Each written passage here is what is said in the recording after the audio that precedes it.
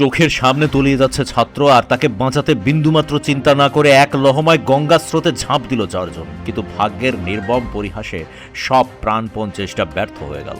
বালি লাল বাবা আশ্রম সংলগ্ন পালঘাট গঙ্গার ঘাটে স্নান করতে নেমে আর বাড়ি ফেরা হলো না বেলুর গোপীমোহন চ্যাটার্জি লেনের বাসিন্দা 14 বছরের রোহিত রজকের।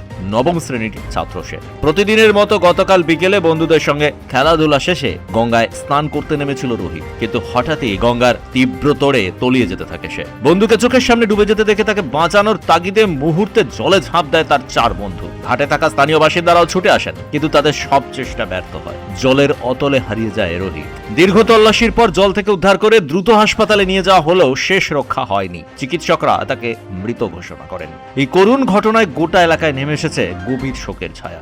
বালির এই পালপাড়া গঙ্গার ঘাটে জলে ডুবে মৃত্যুর ঘটনা নতুন নয়, এর আগেও একাধিক তাজা প্রাণ কেড়ে নিয়েছে এই ঘাট। কিছুদিন আগেই স্থানীয় বিজেপি বিধায়ক প্রতিটি ঘাটে রেস্কিউ টিম ও লাইফ সেভিং কিট রাখার প্রতিশ্রুতি ও উদ্যোগের কথা বললেও বাস্তবে তার কোনো দেখা মেলেনি। ঘাটে উপযুক্ত উদ্ধারকারী দল বা সুরক্ষা ব্যবস্থা থাকলে হয়তো ওই কিশোরের প্রাণ বাঁচতে পারত, এমনটাই আক্ষেপ ও ক্ষোভের সঙ্গে বলছেন স্থানীয় বাসিন্দারা। হাওড়া থেকে সুমন আদকের রিপোর্ট, পূবের কলম ডিজিটাল।